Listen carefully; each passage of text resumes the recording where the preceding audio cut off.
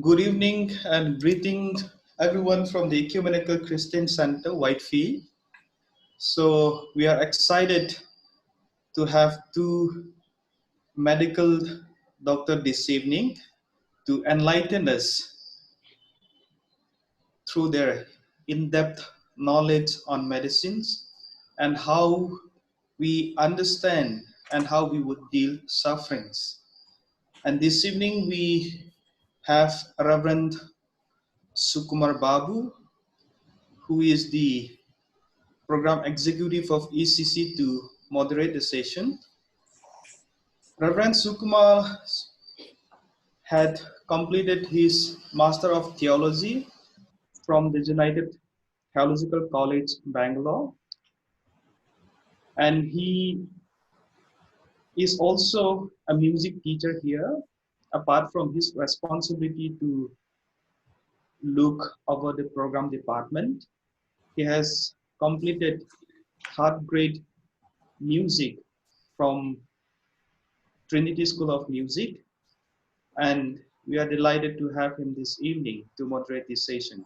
So over to you, Suk. You please take over. Thank you so much, Nindon.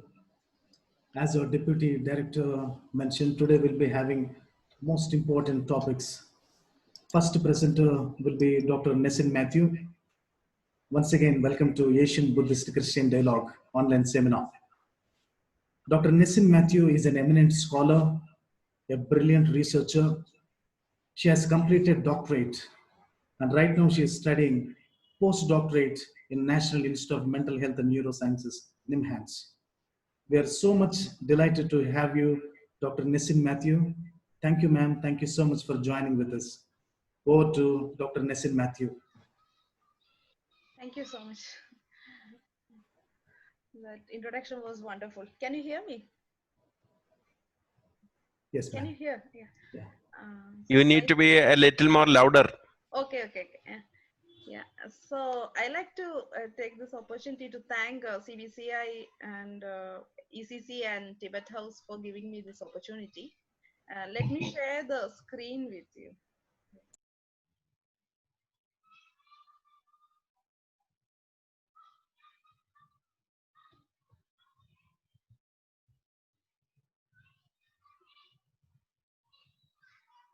Yeah.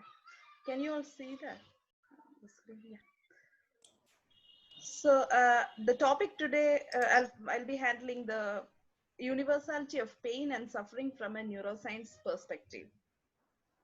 So let me start it with sharing one of the experience which I had during my PhD. I was in the lab working with the rodent model of stroke. And for this, I had to do surgery on the rats. And after the surgery, we used to keep them in an air-conditioned room for them to recover from this anesthesia and effect of stroke. And it used to take some hours. And once the rat recovered from the anesthesia, we could see that the rat isn't having the feeling of pain and will have a very small eye sitting in one corner, hesitating to interact. Sometimes will not have food also. And on the other side of the room, I was also sitting like almost in a similar kind of condition, because I had a long day from morning till evening. I'll be doing continuously the surgeries and might have skipped my lunch also. And because of the chemical smell and prolonged standing position, I was also in pain and my eyes were small.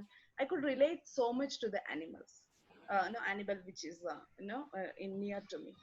So we could see that both animals and human have pain. It is a universal in both invertebrates and invertebrates. Invertebrates, we exactly don't know what is how they feel pain, but we know that they escape from the noxious stimulus. Both human and animal have the emotions also. So pain, physical pain and the emotional responses are present in both human and animals. So pain and suffering is two different terms, but sometimes we get little bit confused about these two terms. The pain can be physical and the psychological. Psychological pain, we usually refer it as emotions. The physical pain can be having a suffering factor or may not. For example, in the case of sports people, when they are having, yeah, for example, in a football match, when the person is scoring, they may have a injury, muscle injury, but they may not feel the suffering, or sometimes even they won't feel the pain also. Later, they may have the physical pain, but the victory or the happy moment might not causing the will not make the suffering part to come over there. But sometimes the most of the cases, the physical pain also causes suffering, and the emotional pain without any physical factor. We emotionally feel fear, depression. All these things can also cause suffering. So the question comes, is it essential? Is physical pain essential for our survival? We need to remember poisonous ivy than we remember a fruit. It is essential for our survival. We understand this when we look into the cases of children born without the pain receptors. And this condition is called as congenital insensitivity to pain. In these children, they usually don't survive even the teenage also, because since they don't feel pain, they go into a dangerous situation, they jump from buildings, they won't care about any cut, and they usually will end up having a peripheral injury or an internal injury which lead to further complications. So the next question is psychological pain, the emotions, essential? The answer is yes. We need to be fearful to some stimuli for our survival.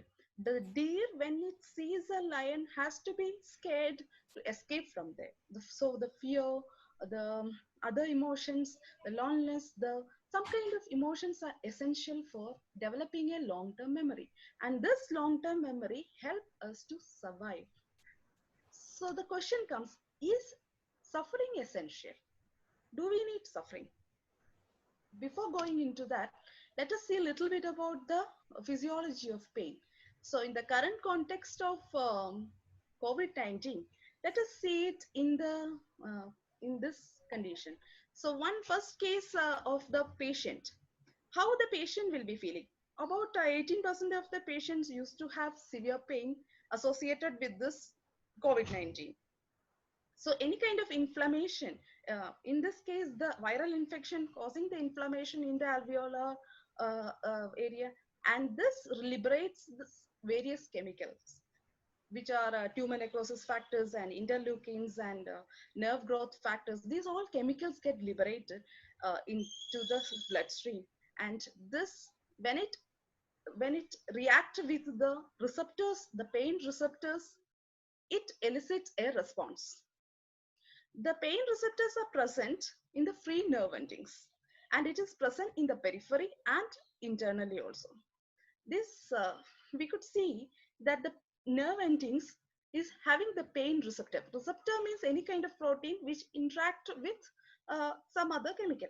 So this receptors will give an input to the spinal cord, and from the spinal cord, the input goes into the thalamus and to the somatosensory area.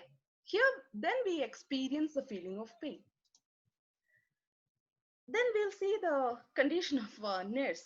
Imagine the nurse who is taking care of these COVID patients is having a very busy schedule and accidentally pricked her hand. The sudden pain will come, and that's because of the A delta fiber, which when there is a prick on the periphery, the nerve endings will receive this input and transfer to the spinal cord, and from there it goes to the opposite side of the brain through thalamus, and they perceive the pain. So the nurse perceive the pain and then take care of the pain by putting a plaster, and that helps in survival, right?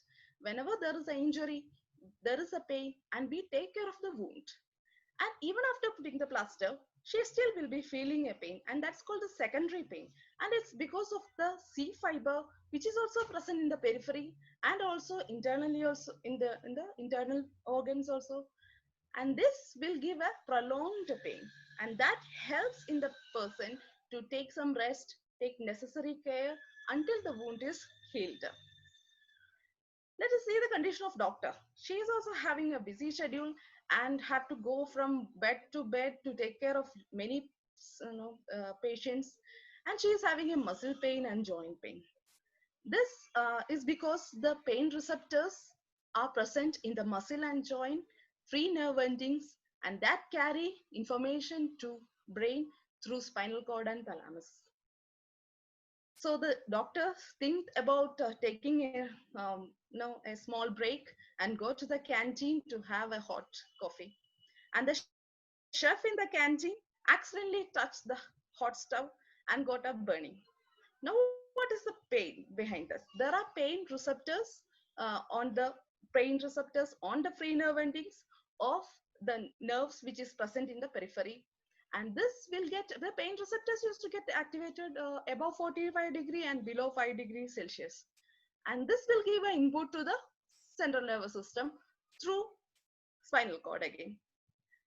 And another person, office staff, who is also going towards the canteen, accidentally stumped on the a table, and we all come across this kind of situation, and our toe will be paining like anything, and that's because of the mechanical receptors are present on the free nerve endings, and it gives. So we come across four type of major nociceptors. Nociceptors are pain receptors: thermal, mechanical, and polymodal, which is having thermal, mechanical, or chemical stimulus. And another one is silent nociceptor, which is present in the internal organs, and that is the one which is causing the referred pain. When a person is having a heart attack, that person will be feeling pain both in, not only in the chest area but in the arm and sometimes in the back, and that's because the silent receptors are present throughout this area, and they converge in the spinal cord, and brain is not able to differentiate the exact point where the pain is coming from. So most of the internal organ pains are referred pain because there are so many nerves converge to the spinal cord. So that's about the physical pain, a little bit introduction about physical pain. And there are five actually pathways for that, ascending pathways to the brain. I have not dealt with that. But let us see the emotional part of the pain, the emotional pain, the psychological pain, the suffering. How a patient will be feeling. The patient will be, of course, feeling a fear, anxiety, sadness, depression, agony. When will I recover? Why did I got the disease? Just kind of emotions will become. And emotions, what we feel is a complex term. We feel so many emotions at a time.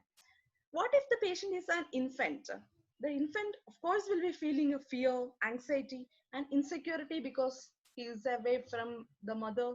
And we don't know some of the emotions what the children will be feeling. We never know, especially the infants. And what about the condition of the mother? Of course, mother will be feeling fear, anxiety, sadness, depression, sometimes a guilt and loneliness. But guilt maybe because of why I didn't take care of the baby properly. Maybe it's my fault that the baby got, and worry that when the baby will be recovering from the disease, will I face a loss? Such kind of fear. And the person in the isolation will have such kind of displeasure, loneliness, and sometimes embarrassment that how the people will be seeing you once you recover. Such kind of different kind of suffering. So suffering is for everybody. Suffering, when an incident happen, suffering affects everyone.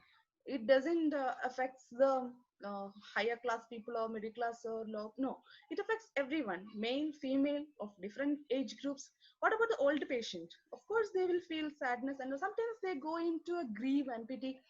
At the end of my life, do I have to face this kind of situation, and a displeasure, loneliness, all this. And the patient in the ventilator, I haven't written anything because the condition is so bad. We heard some of the news from Europe and other countries that the person in the ventilator is given the ventilator facility only till another needy person come. So the person knowing that you are going to live until another needy person come, that is really scary, and we don't have words to explain such kind of suffering, seriously. And the third one, such kind of emotions are the tertiary emotions. What we usually call these emotions are the tertiary emotions. We use the terms depression, displeasure, guilt, insecurity, isolation, sympathy, fear. So there are actually 8 primary emotions. These secondary, tertiary emotions are mix of these primary emotions. And I just mentioned 2 of these 8 primary emotions, that is sadness and fear, which is more close to the topic of what we are discussing, that is suffering. Suffering, sadness, disappointment, shame, neglect, sympathy, and fear of 2 types, that's anxiety and the fear, that shock. So we will see why it is in pink color later. So what part of brain is handling all this emotion? The emotional brain, we call it as emotional brain, and it is called, the major part is the limbic system. Limbic system is one of the primitive system in the animals. It is in the mammals, of course, it is more developed, and in the primates, the cortical part is more developed. The green color part is more primitive area, and the basal part of the brain also, this basal areas, and the green color cortex, cingulate cortex area. And the primates and mammals are having this cortex more developed, and of course human is the most, having the most developed cortex, the neocortex. So the major raw, key players in this limbic system are the amygdala and mammillary body, and parts of the diencephalon, that is thalamus, and this cingulate cortex, anterior cingulate cortex, and of course the cortical area, prefrontal cortex, parietal cortical area, all these parahippocampal gyrus, these all areas. So what happens when fearful stimulus comes? When a deer see a lion, it will elicit emotional stimulus. That's a emotional. It gets the sensory stimulus from the eyes. It sees and smell the and the auditory input. All these sensory inputs goes to the thalamus, and from the thalamus it goes to the amygdala directly, or to, and also to the association areas. This is the association areas are present in the cortical areas, the prefrontal cortex, parietal cortex, temporoparietal junction, all these areas. So this amygdala is having a bidirectional connection to the hippocampus. Hippocampus plays major role in memory formation and retrieval. And amygdala is the one player which elicit a fear response. What if the deer is having a damaged amygdala? It won't feel the feeling of fear. It will be having information. For example, a person who is having a damaged amygdala will be having all the information that it is dangerous situation, but won't have the feeling of fear. The feeling of fear and the fear response is elicited from amygdala. The amygdala will give input to the hypothalamus, and from hypothalamus to anterior pituitary and to the adrenal cortex, releasing the hormone cortisol and causing a fear response, the fight or flight response, and also heightened metabolism, to increase the muscle tone, to increase the heartbeat, to increase the blood flow, oxygen uptake. All these responses will come, and the person, the rat or whatever, the animal or human, they have to escape from that or to fight, prepare the body to fight to that situation. And this is called a HPA axis. You might be coming across this term sometime. So what happens in the depression? In depression, the circuitry also plays a major role. Not only the areas function, but also the circuitry plays a role. The amygdala and hippocampus response is heightened in depression, and the prefrontal cortex response has been decreased. So, and also it is affected by the imbalance of dopamine and serotonin levels, which I'm not going into. So the question is, do we need suffering? So we understood that we need physical pain for our survival, and we need emotions for our survival. The question is, do we need suffering? I hope you have got my question, that we need physical pain, we need emotions for our survival, we need fear, but do we need suffering? The answer to that comes from some older studies where they found the importance of mirror neurons. One person, that is, let us consider him, call him Smith, and he was undergoing surgery. I forgot to tell that there are no pain receptors in the brain. Actually, you can do a brain surgery without any anesthesia, general anesthesia. You can give a local anesthesia to help the person to open up the skull and ease the peripheral pain.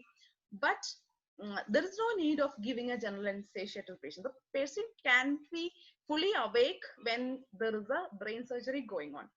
So during such kind of surgery, the one of the doctor was recording from the ACC that here the green dot, anterior cingulate cortex. Some of the neurons in anterior cingulate cortex fired when the person got poked in the hand. So doctor poked his hand and the neurons fired. There is a response from this input to the ACC. But the similar neurons fire when he watched another pet person getting poked with a needle. And that's how the discovery of mirror neurons happen. And mirror neurons plays two major roles. That one is help in learning process, and another one is to elicit empathy, the feeling of empathy in human.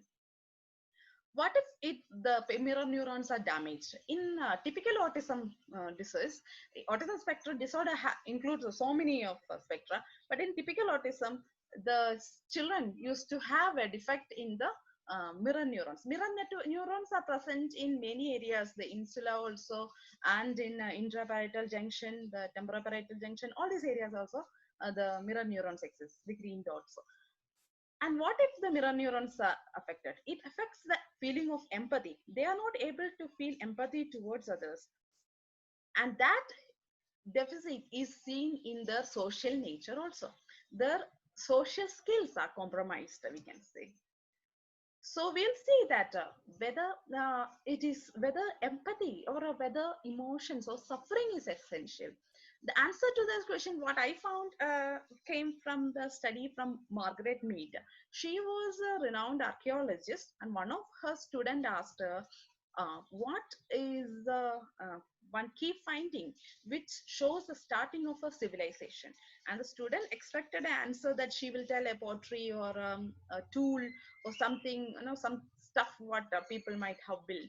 But no, she didn't tell that. She told about a broken femur. Femur is the bone, thigh bone, which connects the hip to the knee. This thigh bone is the longest bone in the body, and it takes longer time to heal. An animal with this injury, it's hard to survive. The animal won't be able to go to animal or man. It will be difficult for them to go and fetch food or water or escape from the predator. They usually die. But this healed femur is an indication. This femur was found 15,000-year-old bone, and this 15,000-year-old, somebody had a injury and someone took care of them. That indicates the feeling of empathy towards other, and that indicates civilization, beginning of civilization and social living, taking care of others. And that build another step, next step, transfer of knowledge. And that two key things played a major role in developing the human race as what we are, and differentiate ourselves from animals. So do we need suffering? Yes, we need suffering. So the social brain areas are playing a major role in creating this emotion. Actually, there should be a balance. What is required is a balance between the emotional brain, which I already mentioned, the interior parts, and the social brain, which is the exterior, the cortical areas, the insula, the intraparietal sulcus, the medial prefrontal cortex, the superior temporal sulcus, all these areas, temporoparietal junction, all these areas are playing a major role in giving an input to the emotional brain, and a balance of these two will be playing a role in developing a civilized person. So what happens in a stressed condition? Our amygdala will be firing high, hippocampus will be firing high, and this input from amygdala to prefrontal cortex and other cortical areas will be increased, and that will cause a weaker control of thoughts and emotions and action. Prolonged condition of this lead to prolonged condition of this lead to diseases or a damaged condition, and like depression or social withdrawal. All these conditions will happen, and it what happens in the prefrontal cortex, not only prefrontal cortex, other areas also, it will play a role in suppressing this emotions response. And there the importance of meditation comes up. As I mentioned earlier, some of the emotions I mentioned in pink color, yeah, displeasure, remorse, isolation, loneliness, sympathy. If you see, many of the people who went into a higher understanding of higher self had these feelings in the beginning of the journeys, for understanding, and this isolating themselves and understanding the pity and feeling the sympathy and feeling the empathy. And that's how so in meditation what happens is the social brain areas, the neocortical areas, are able to make a balance between the emotional brain and the social response of that. So to conclude, let me just wind up a little bit. We saw that it is universal in human and in the animal, for male and for different age groups and different states and of the people. It is essential. Is it essential? The physical pain is essential. The emotions are essential. But do suffering essential? We saw it is yes. We saw the pain. There are pain pathways and pain receptors everywhere in the body except the brain. And there are emotions, various kind of emotions, which are a combination of primary emotions and secondary emotions. And there is a hard problem. Do suffering essential? Yes, there is a essentiality of suffering. The social brain helps in forming the civilization. And what is necessity is to control both the emotions and the association cortex inputs. And there is a need of meditation or prayer, and even doing the things for others that will help in feeling the empathy, listening to the others problem and helping them out. That all increases the input from the association areas to the to our brain. So I would like to end by saying the one of the beautiful quote from Saint Paul, uh, that but we also glory in our suffering, and suffering brings produces perseverance, and perseverance character hope, and hope does not put us to shame, because it's hope brings being poured into our heart by Holy Spirit who has been given to us. I like the Malayalam version of this. മാത്രമല്ല നമ്മുടെ കഷ്ടതയിലും നാം അഭിനയിക്കുന്നു എന്താണ് കഷ്ടത സഹനശീലവും സഹനശീല ആത്മധൈര്യവും ആത്മധൈര്യ പ്രത്യാശയും എന്നുള്ള വാക്കുന്നു. പ്രത്യാശ നമ്മളെ നിരാശരാക്കുന്നില്ല. So I thank this Dr. Father Matthew for giving me this opportunity, and I thank everybody, and I thank the moderator for giving a good introduction.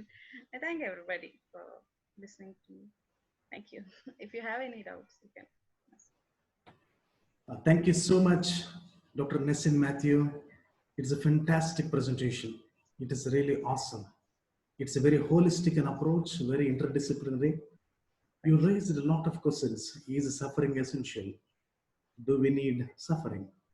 Thank you for taking us through a scientific research and also concluding with Book of Romans, chapter 5, 3 to 5. It's really fascinating to know how physical and psychological dimensions go together, both in animals and humans. Thank you for comparing such a broader spectrum and go so that we really enlightened and sparked our minds. Thank you so much, Dr. Nissan Matthew, for your fantastic presentation.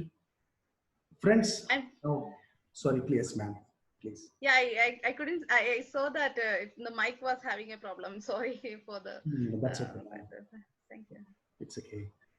Thank you so much, ma'am, once again. Thank you. Friends, now floor is open. If you have any doubts or questions, you please raise your hand. And also there is a technical reactions.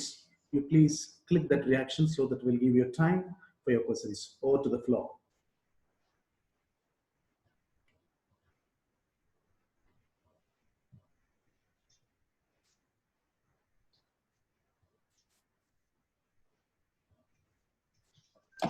Yes, sir. Anthony, sir.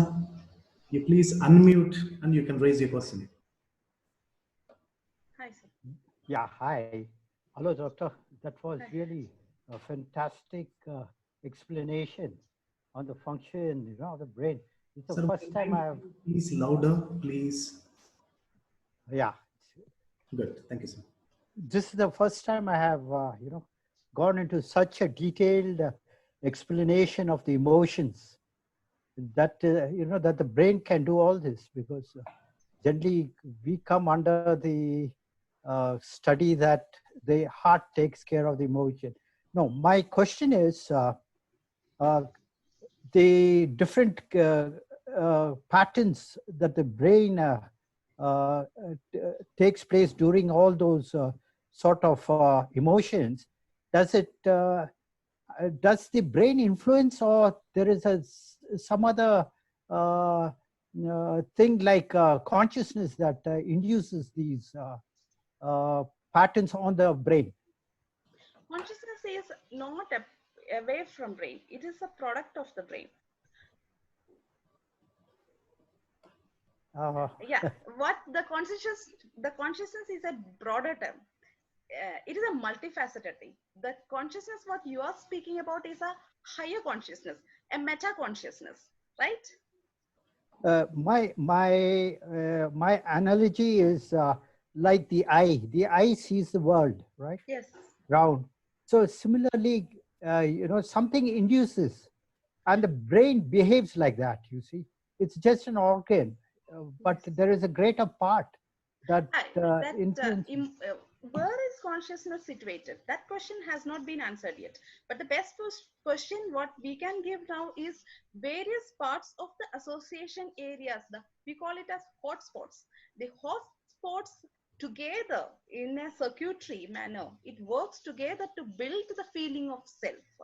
The feeling of self that I am this, I am facing this, this is my current situation. Now something which differentiate us from the sleeping stage or a person in the coma, that is called consciousness. And that consciousness, yes, the effect of that association areas, that is what I mentioned, the social brain. The association areas are helping in coping with the suffering, and it should, then only we will be able to move ahead. And that is that is a topic which I No, focus. for example, you have a software and the hardware. So the hardware is the brain. The software is the mind part. You equate the mind and the brain. Do you do sort of a similar? Yeah, the software is not something away from the hardware. You need silicon to be present for the software to work, isn't it? Software should be present either in the silicon, the hardware part. So hardware is, we cannot differentiate the hardware from software.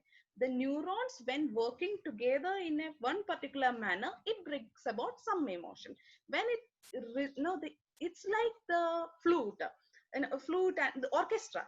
When the flute is being played, we could hear the flute. When the cello is there, we could hear that. There is other instruments also, and it all bring together in harmony to create the music. Similar way, what we feel as consciousness, it's not apart. We need the hardware, we need the equipments, and someone know that there is a harmony in playing. Then it brings about the feelings. So yes, the consciousness, the mind, what you told, is not something apart from the neuron. If neuron is not there, mind is not there. Yes, Thank thank you you. so much, ma'am. I saw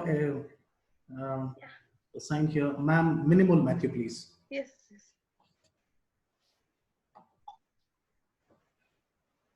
Thank you, Doctor. Am I audible? Yes, yes, yes. Oh, thank you, Dr. Nessin, for your wonderful presentation. Thank you. Gave new insights about knowledge more about the brain.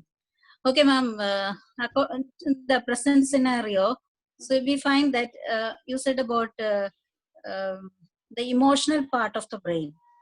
Okay, is the emotional part of the brain that leads a person to take a decision? And one more question, that nowadays we find that even small children taking quick decisions, doing suicide. Can you give me the answer that can So, depression, is it a depression that leads to suicide? that is actually you asked 3-4 questions, which is of but we will be able to find the answers when we think that brain works with various areas. In fear also, I mentioned amygdala, I mentioned the hippocampus, I mentioned prefrontal cortex and other areas, thalamus also. So brain doesn't work with one single area, no, various areas. So when there is a sensory input coming, various areas get activated at the same time, and various areas participate to elicit an output by response. So in case of decision making, prefrontal cortex plays a role, the anterior cingulate cortex plays a role, of course the hippocampus plays a role, because you need a memory or previous learning. That learning is because of the hippocampus. All these areas plays a role for decision making. The output come of decision making, usually it will be a motor pathway. So the motor pathway also plays a role over here, whether you have to drink water or not. The end part output will be you go and drink the water. So decision making, and about depression again involves various areas, various neurotransmitters, the serotonin and dopamine. Serotonin is the one of the neurotransmitter which evoke a feeling of happiness, a love, such kind of emotion, love mostly from the oxytocin, a very clean love, motherly love, it being elicited by oxytocin. And serotonin increases the happiness, the dopamine increases the reward. So when there is a reward, our dopamine system get elicited.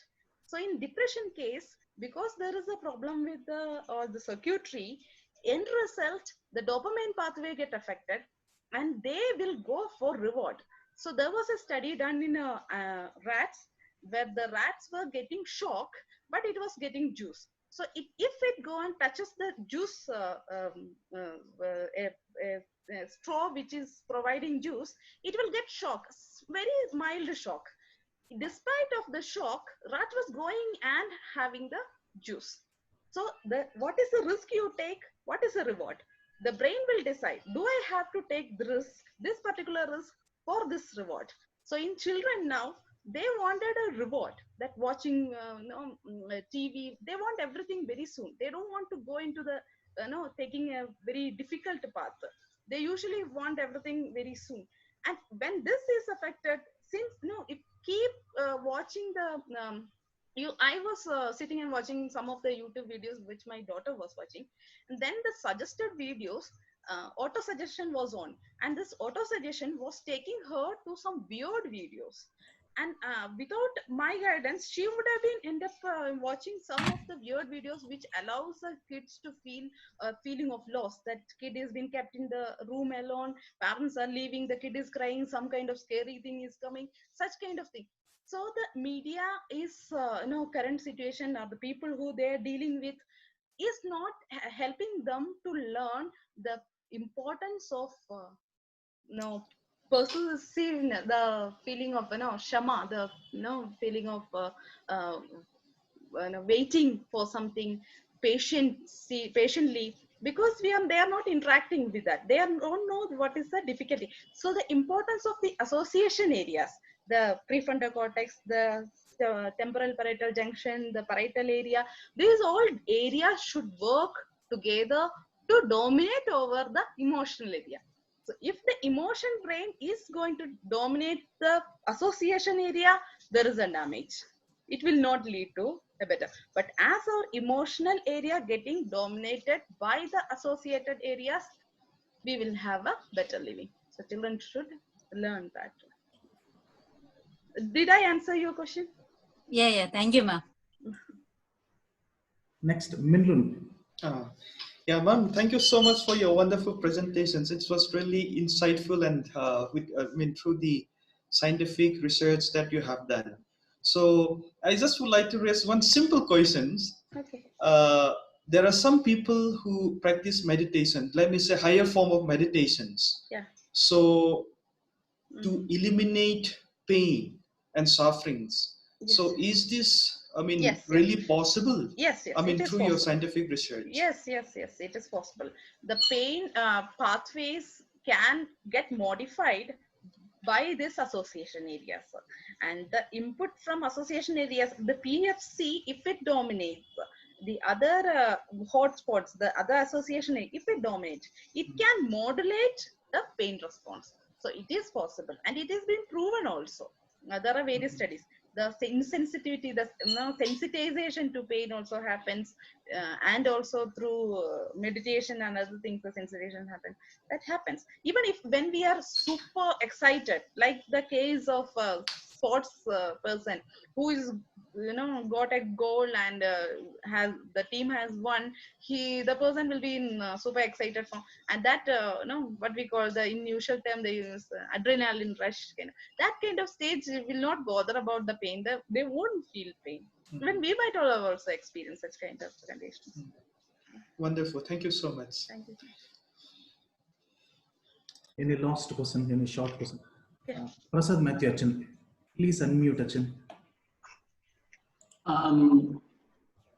Thank you, Dr. Nessin, for the very fantastic presentation.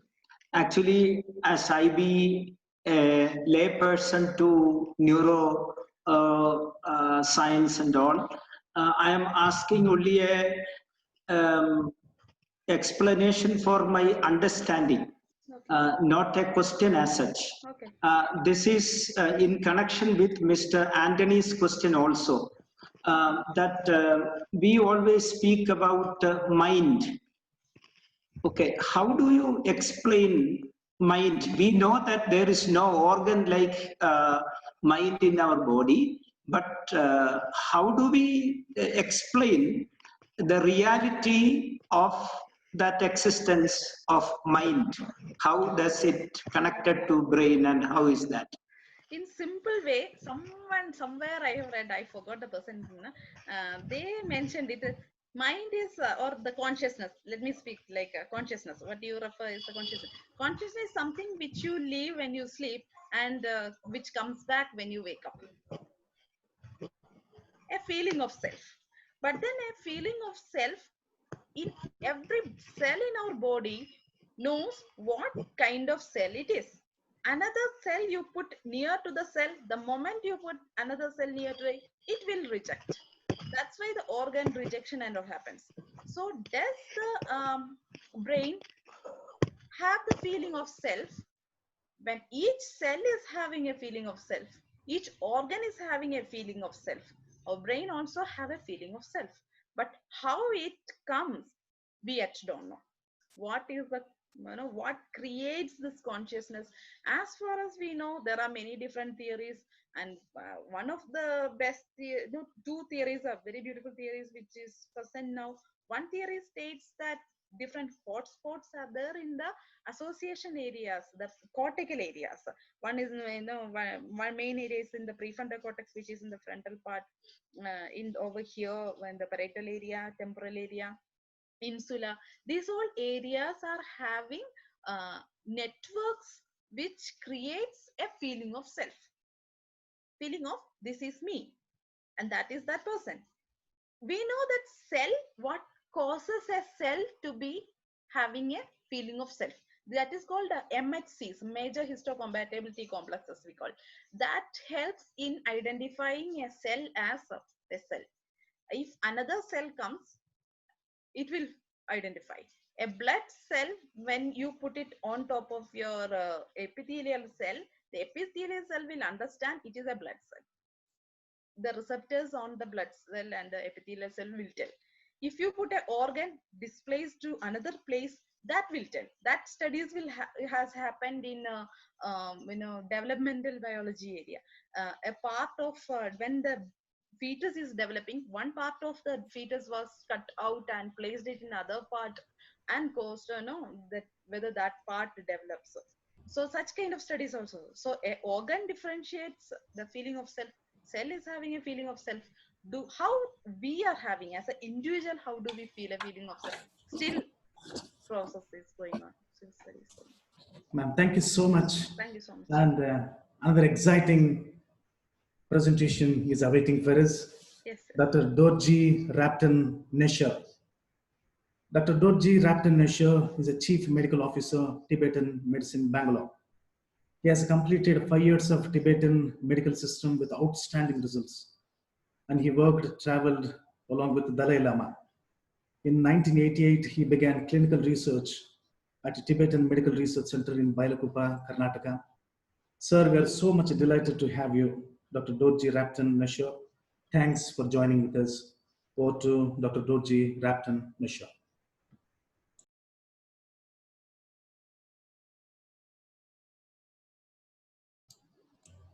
Sir, unmute, please. Okay. Do you hear me? Am I audible? Yes, you're audible, sir. Okay, thank you so much. And right from the beginning of our moderator and the father, Matthew, and our guest speaker, I really, it's great honor for me to be able to, interact with our, the other guest speakers, and to be able to at least share my own kind of contributions on the subject of mainly the health, suffering, and healing through the Tibetan medicines. I'm actually a bit very sorry that I was not able to really start properly because of this Zoom kind of download and all this. I was a bit hesitant to download the Zoom because of the Chinese app, I was told. So probably I thought I was simply clicking on the kind of link, maybe do the things, but it wasn't. So we bit of a time, so anyway I have downloaded. So here I am. Well, my subject is a bit different from Dr. Nisin Matthew, but though we are speaking on the same subject, and as far as I could really understand, she really spoke in great kind of detail about how the pain and the suffering and comes into being, and how this pain and suffering is associated with our own kind of especially the brain and spinal cord and their functions, and which was more of a from the base of neuroscience and scientific explanation.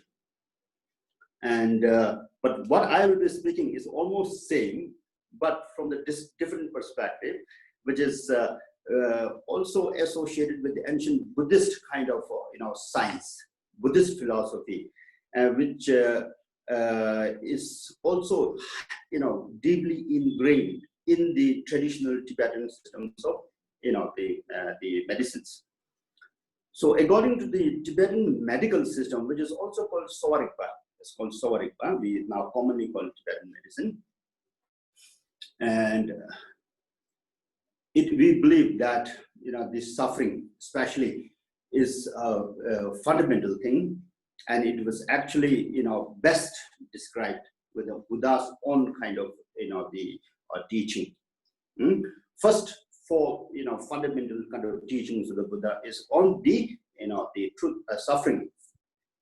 Four fundamental suffering, that is called truth of the suffering, and the cause of the suffering, cessation of the suffering, that is number 3, is a way to end the suffering, and fourth, finally, the liberation from the suffering. And Tibetan medical system is exactly based on these four fundamental kind of truth. That yes, truth of the suffering. We cannot deny truth. Sorry, we cannot deny suffering. The suffering is there. That is what we call it. It's the truth of the suffering. Every sentient beings, not only human beings, every sentient beings, every life forms have to undergo the sufferings. Especially what the kind of according to the Buddhists say, that also 4 stages of the life. 4 stages of the life. That is the birth, and then you have the kind of, after the birth, then you have the suffering, then you have the suffering of the kind of also the in the old age, and then the finally the death. So therefore, the suffering follows us everywhere. So suffering is truth that nobody can deny. Now, say how we really look at the suffering, and that's a different thing. How we look at the suffering, because we look at the suffering through the different kind of dimensions, from the scientific viewpoint, from the spiritual viewpoint, from many other kind of thinking. But as for the Tibetan, since I'm a Tibetan doctor, medical practitioner, according to Tibetan medicine, we say this: the suffering is the ultimate truth, and suffering is also a whole kind of the big kind of subject. We say disease itself. According to Tibetan medicine, the names of the diseases, number of the diseases, they may be innumerable, thousands, countless, which are not that important. But what is most important thing is the root cause of the suffering. To understand the suffering, what is the root cause of the suffering? And root cause of the suffering is actually one. That is called marikpa in Tibetan. Marikpa means ignorance. Ignorance is something, is also a huge subject. If you go on talking about ignorance, probably there will be endless kind of talk. But to be very precise, it literally means that not understanding the non-existence of the self. That is what we call it, ignorance. Not understanding the non-existence of the self. The self doesn't exist. But since we cling to the self, we always cling to the self, therefore the suffering comes. And that is why, because until and unless we get rid of ourselves with this ignorance, the marikpa, we cannot get rid ourselves from the suffering. No matter how much, no matter the wealth doesn't matter, money doesn't matter, power doesn't matter, whatever it is, we cannot escape from the suffering. We cannot escape from the disease. We cannot escape from the old age. We cannot escape from the death. We cannot be immortal. All these stages as a human being, as a sentient being, has to go through. So therefore, it is very important to understand the cause of the suffering. That is called marikpa. Marikpa actually gives rise to in four actually three major categories of what we call it inborn mental poisons or negative mental afflictions. That is called the attachment, lust, greed, and then hatred, anger, aversion, delusion, confusions, ignorance, are all forms of this, what a Buddhist or we as a Tibetan doctor would like to call it as a negative mental afflictions. All our suffering comes from these kind of negative mental afflictions. According to the Tibetan medicine, there are actually three kind of fundamental diseases. No matter from the beginning to the end, we all the diseases on this earth can be grouped under the three kind of major categories of disease. That's called what we call lung, thipa, and pegen. The lung is something which is actually associated with your own mind, with your own emotions, with your own kind of the day-to-day kind of lifestyles, thinking, the stress, the tensions. And in Tibetan we call it lung. And this major categories of very important category of disease is lung comes directly from the kind of desire, attachment, lust, greed. And when you have a lot of greed, when you have a lot of attachment, lust, and so kind of all these negative mental kind of afflictions, then you suffer this kind of condition of kind of medical condition, which is called also the loom, what we call it. Then another category of diseases, which are mostly associated with the more of a aggressive kind of emotions, like hatred, anger, aversion kind of things, jealousy, anger. So these kind of the types of emotion gives rise to actually another broad category of disease, which is called Tipa, Tipa, lung, Tipa, and Becken. Becken is a third kind of category of disease, which is actually also directly linked to your emotions like ignorance, confusion, delusions. So all these three major categories of diseases have a direct link to all the negative afflictions. So therefore, it is very important for all of us as a layperson to understand the nature of the suffering. The kind of very, what do you call it, truth of the suffering. Unless you understand the suffering, there is no end to the kind of our suffering. No, there is no end to the diseases. So therefore, understanding in the suffering, the root cause of the suffering and nature of the suffering is a fundamental. Because of which, then we have the kind of solutions in our own hand. Then once you understand the suffering, then you say, oh yes, now I understood. So what could be the cause of this suffering? When the cause of the suffering comes into being, what could have? Suppose you have some kind of some all of a sudden some gastric problem, a severe pain and discomfort in the chest. Many of us simply go straight to the hospital, and then sometimes if you're not being very lucky, you ended up having so many other problems, including sometimes even emergency surgery also, which is totally kind of probably not required at all, but you have not understood the cause of this. But hold a minute, if you try to think, what could be this? What could be the cause of my problem? What could be the cause of my suffering? And then you started thinking, oh yeah, this after lunch, maybe I had a full, big kind of, the plate of Hyderabadi biryani or with the eggs and chickens and all this. Probably, that must have caused the indigestion. And that indigestion must have caused this gastric kind of things to build up. And gastric in turn, probably, the slowly rising up towards my chest, and the chest and the stomach. You already have the solution in your hand. You don't have to run anywhere. But this is a very, very simple, basic kind of basic kind of knowledge and the fundamental kind of understanding that all of us should have.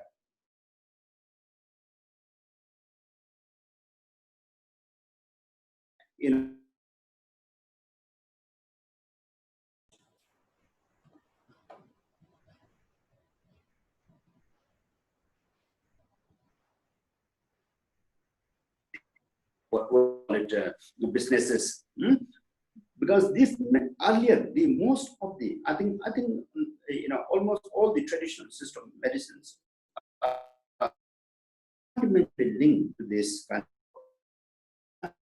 of understanding concept of the suffering.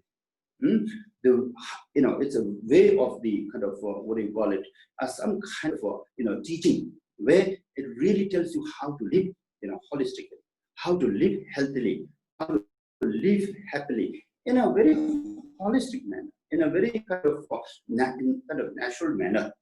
So therefore, the kind of understanding, the cause of the suffering, So there may be different, many, innumerable number of causes. But according to the Tibetan medical system, it is kind of again grouped under 4 fundamental kind of factors.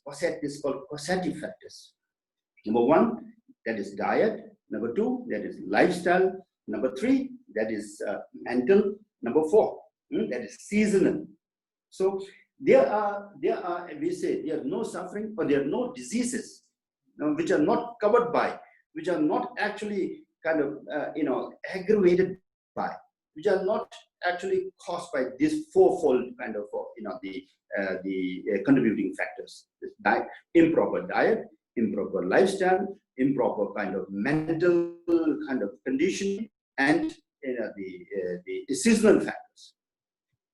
Seasonal factors plays a very, very important role in our body systems, because we believe that our body system, this is our body system, human body system is like a universe, and what we also call as a kind of microcosmic kind of universe, microcosmic kind of world. And our environment, our mother nature is a macrocosm. So we have a direct kind of this interrelationship with our mother nature.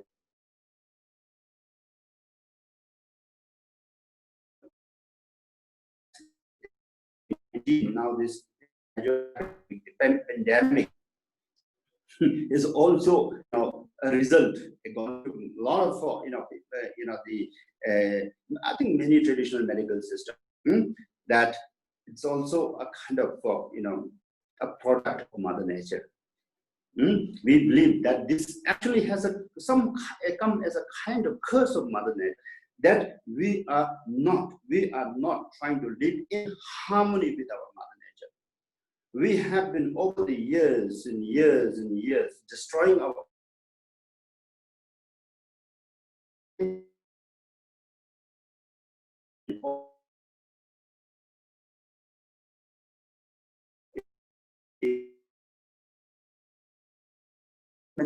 clearly mentioned that the kind of extremist people, the fundamentalists, would also engage in a lot of the toxic buildup, biochemical toxic buildup, which can also cause a kind of the impurity, not only the impurity, some kind of very toxic kind of the environment in the Mother Nature that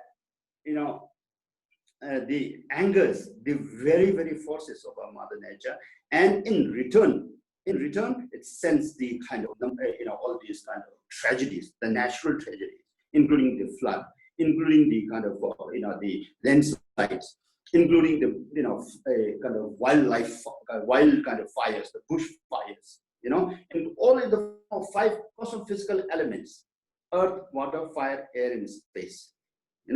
So these, if you look very kind of closely, very clearly, we understand that most of these diseases, most of our sufferings are also made by ourselves. But there can be, of course, many other contributing factors, but ultimately everything boils down to our own misunderstanding, our own misconception, our own kind of what do you call it, the negative indulgence that all this kind of suffering comes. So then now when you see that, yes, the kind of the different kind of sufferings are there, then it probably by very natural ways we understand a natural way of counteracting these sufferings. How do we really now counteract? How do we really face these sufferings? And again, here it's very important to understand. Again, now I would like to bring this issue, since I am a doctor. I deal with my patients on an almost regular basis. So our medical nowadays, the modern medical system itself has become some kind of I think Dr. Nasim probably would also probably understand this issue pretty well. That things are becoming now. We are slowly going away, turning away or or getting ourselves distant from our own kind of ancient holistic way of living, holistic way of thinking. Nowadays we started thinking, we started measuring, we started doing everything in numbers. My patient comes to me saying that, doctor, because he doesn't really understand what exactly is the suffering, that is the problem. But what he understands is a number, is that I have blood pressure, it is 150 by 100. My blood sugar level is fasting, is 140. Now postprandial is coming now more than 200. Okay, so everything he tried to weigh in terms of the numbers.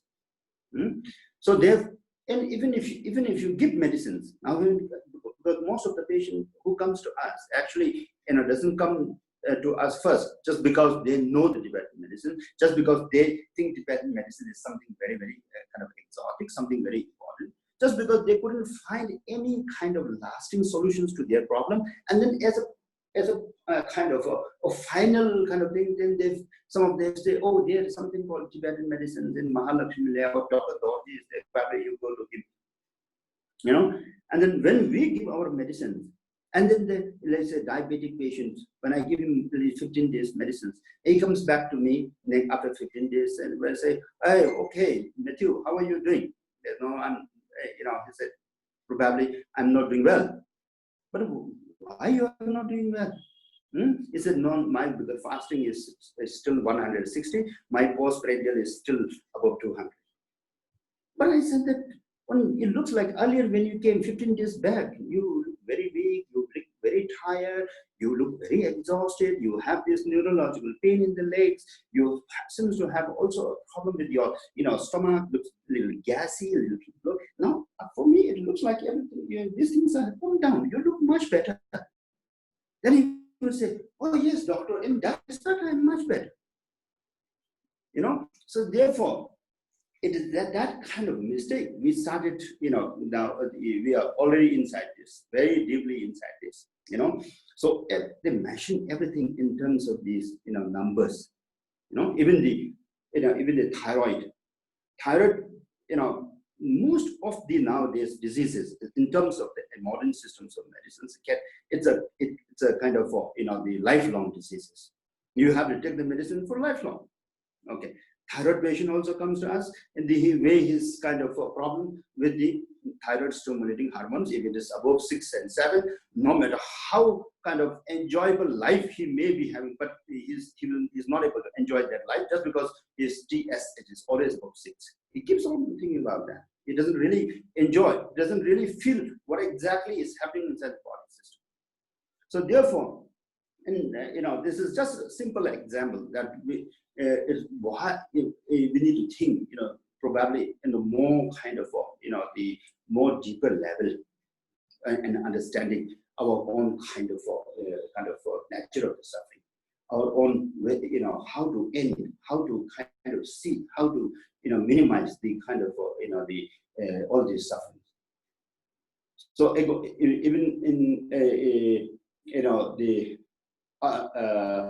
other way of also understanding the kind of nature of the suffering through the Tibetan medicine is that we believe that actually there are four kind of, what do you call it, nature of the suffering, four kind of characteristic, or four broad categories of the suffering, something like that. Number one, it is the Tanang Telne. It's called Tanang Telne. This suffering, this disease is called something like a very common kind of day-to-day type of problems, like cold, like some kind of light kind of fever, some skin itching, irritation, some kind of small kind of the problems, which even if you don't treat, also it goes within 3 days, 5 days, 7 days. Like the common saying with the cold is that even if you treat, also it goes for 7 days. Even if you don't treat, also it goes for 7 days, something like that. And there's another kind of nature of the disease, nature of the suffering, which is also called Yongduk Tsene. And that is normally what we look as some kind of treatable diseases, something which is with the related to your own kind of causative pathology, pathogens, microbes, virus, bacterial, and some functional kind of disorders. Then if you don't treat, it becomes more and more, it becomes worse. And whereas if you treat properly, it gets cured. And now there's another third kind of category, or third kind of nature of the suffering, nature of the disease, which is called, conduct donné. Conduct donné means that disease actually is being created by our own kind of perception. In truth, in absolute truth, the disease doesn't exist. There was no disease, but because of our own mental kind of negative mental perception, the disease comes to you. The uncertainty, the fear, the negative kind of negative kind of understanding, that all this, though it is not there, but you created that. That is what we call it, your own mental projections. And the fourth kind of the diseases is the Shevangmule. Shevangmule is something that which is most of you probably are familiar with, is karmic diseases. It's called karmic diseases. Yeah, the law, you have to follow the law of the karma. What you really kind of sow, you read that. And something like Newton's kind of the theory of what we call motions, the action and the reaction. Whatever action you did, that you still have a similar, equal and similar kind of reactions. So therefore, the law of the karma, that what were some kind of negative things which you have done in your earlier life, also in your present life, also you have to kind of you're accountable for that, and you cannot escape from this. So you suffer because of this karmic kind of the imprints, karmic kind of influences. So therefore, these are the. Do I still have some time, sir? Am I running out of time?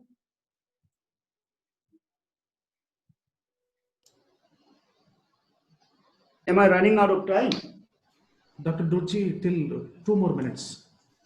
Okay, okay. All right. So this is just to sum up. Yeah, then probably we can take a little more questions.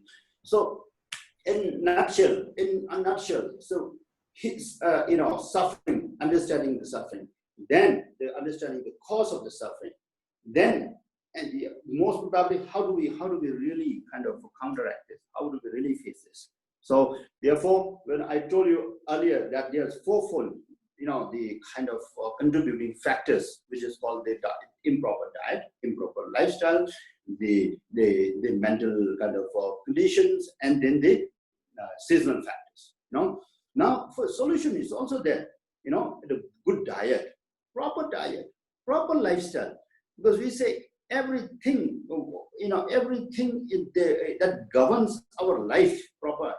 If you want to have a good health, it's because of the proper diet and the proper lifestyle. So once you know how to take the nature of the food you eat, the balance of the food, the kind of the compatibility of the different kinds of food, so the kind of permutation as well as the balance of this diet, very important. And the lifestyle, the lifestyle factor itself, there is according to Tibetan medicine, you have lifestyle, which is based on your own kind of mind, body, and the speech. Mind, how you think, how you think and how you perceive and how you really visualize on day-to-day basis. If you think about the positiveness, you reap positive kind of fruits. If you think negatively, you reap negative results. So then speech also, when you talk, when you kind of because speech is very important medium through which we carry out with our own lives. So your speech also should be virtuous, should be honest, should be truthful, should be positive.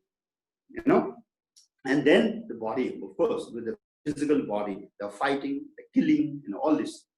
These are all lifestyle factors. The mental factor is about the mind. Mind is very important. Mind is very, very important to understand the nature of the mind. Though it's very difficult, to define the mind, but it is maybe a little easier to understand your mind, listening to your mind, through which probably you understand what is actually right, what is actually wrong. Whatever you are doing probably is not good. So you should be doing this more positive. You have some kind of issues with the mind or emotions or stress, anger, trying to relax, all those possibilities, all those kind of measures like the pranayama, asanas, meditations, mindfulness meditation. All this helps to kind of also improve the kind of conditions of your life. So therefore, I think I have spoken enough. So probably I really hope that this is something all of a sudden most of you may be aware of the Tibetan medicine. Most of you are not really aware, but this is how it goes with the kind of simple kind of concept of the Tibetan medicines and the explanation of how we really look at the kind of the suffering at a very fundamental level, and how do we really counteract that through the various kind of natural and holistic ways and means. Thank you so much. Thank you very much, Dr. Dorji Rapton Nisha. We feel so fortunate to have you.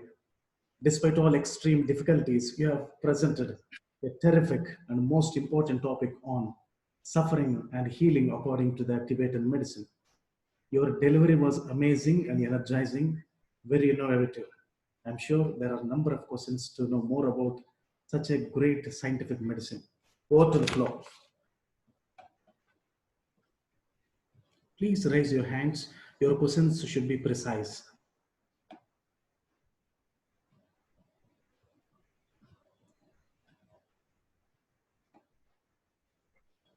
Father Matthew. Father, unmute, please. Yes, Dr. Dorji, thank you very much for this wonderful presentation. And I also ask pardon and sorry for you are here. Yes. You need to download the app, which is made up of Chinese.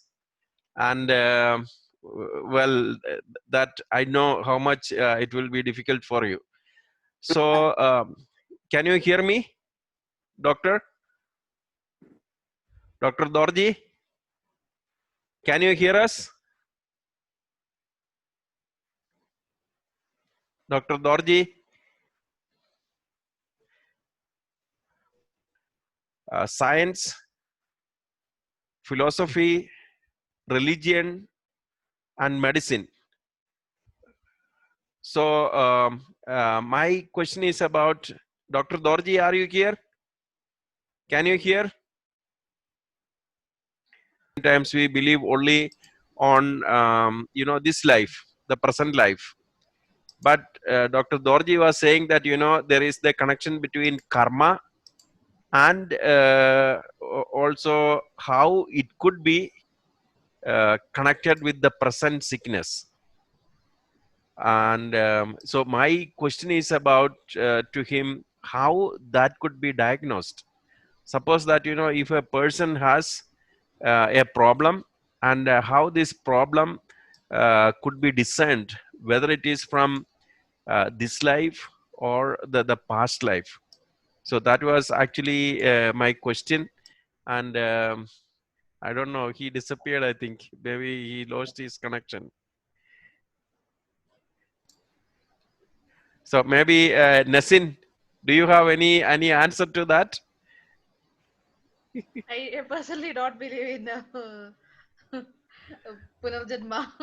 Yes, Dr. Dorji is back. Yes, Dr. Dorji, unmute yourself. Unmute yourself. You have to unmute yourself.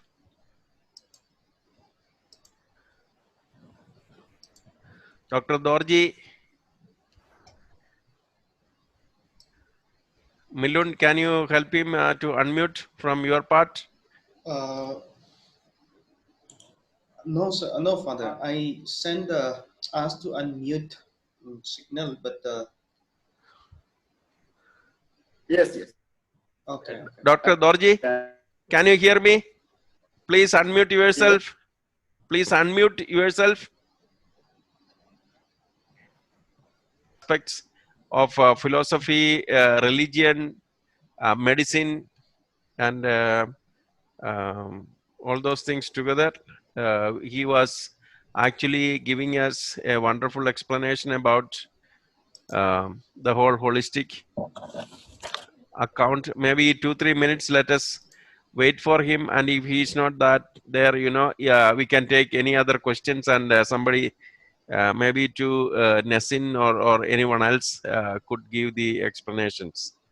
Yes, Dorji came back again. Dr. Dorji,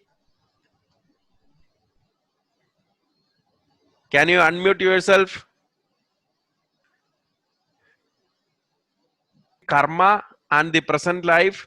You said that some of the disease could be possible because of the karma. And how will you diagnose? So that is my question. Can you hear me? This one, then how will you see you wonderfully presented from the scientific perspective, and then at the end you were bringing Saint Paul and his letter to the Romans, or his comments. So how did you jump from this scientific pursuit to this faith experience? Can you give me an answer? I put it basically to tell that Saint Paul is a very brilliant disciple of Jesus. Okay, not directly, but Jesus actually, I feel he catch hold of him, since he is having a very good knowledge in Greek, Roman literature, all those that whatever time you would be able to tell a better answer No, than no, me, no, I no. feel. But You what I need to tell, yes, feel, from your. what I feel is that no, what he told about suffering, that suffering brings a perseverance. Slowly we learn how to deal with suffering, and then this brings about character, that atmadhairyam we call, and and that character brings about a hope. And that path which he told is really connecting, I feel. I like the Malayalam of that, which gives a better understanding than the thing, because it becomes a character automatically. It becomes a character in you as you go, keep on practicing, that your frontal cortex association areas dominating over your emotions. So you should not respond in this condition. That kind of condition, you withdraw yourself. That becomes your character. You slowly you learn. That's a learning process, and that character will bring about hope.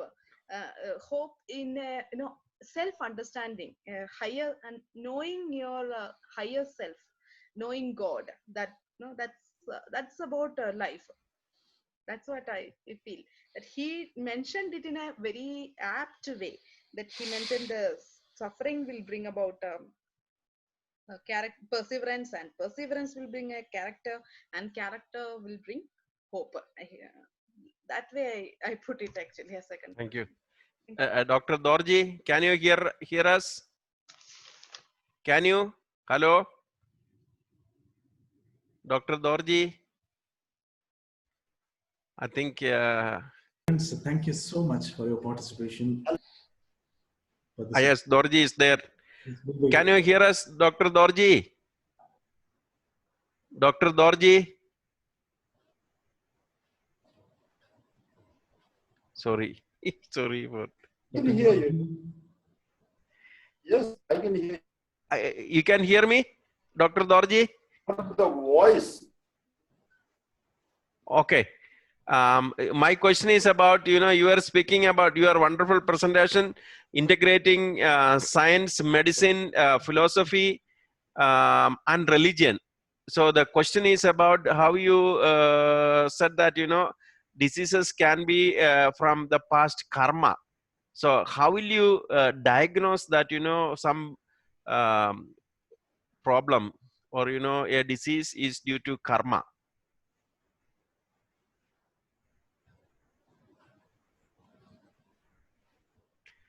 I think he's sorry, extremely sorry for this problem.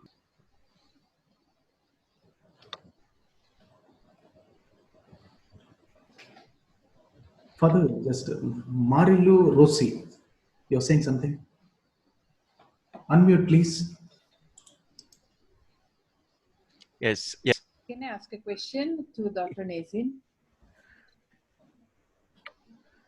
Can I ask a question? Sure. How do you place resilience? Because a person who's suffering, no, and a certain moment with this circuit, now this hotspot in circuit, how could you how can this result in building resilience in a person? Can you answer? Thank you. Can you explain a little bit more? I didn't get the question exactly. No, you say that when we suffer, even in the case of rats, no, they, even if they have a risk, they will go and have the juice because they will know the difference between the risk and also to achieve a result, to have a benefit. Okay, now this in our system with the cortical system and all that you have explained to us, how this brings a person to be resilient, to build resilience. How is there any cessation in this? Can you explain? That comes sometimes. It depends on the type of pain or type of suffering. Some of the suffering it can get sensitized, and some of the suffering won't. Like the experiment, the sensitization part, especially on the skin and all, it get sensitized. So the people who do hard work, or the people who do exercise and all, they get sensitized with the pain and slowly. But some of the emotional, even some of the emotionals, I feel we get sensitive. That is learning process. But some of the things are not sensitizable, and that is the things which is very essential for our survival. And some I forgot some of the thing, some of the body functions are there which won't get sensitized. I forgot about it. I remember me learning some of the things, but yes, most of the pain it gets sensitized over the period of time, and we learn most of the emotions also. We learn how to handle. So Thank you so much, ma'am. Thank you so much. Thank you, sir. On behalf of all of us, I thank Dr. Nessin Matthew, Dr. Dorji for amazing presentations. I'm sure you have sparked our minds and thoughts.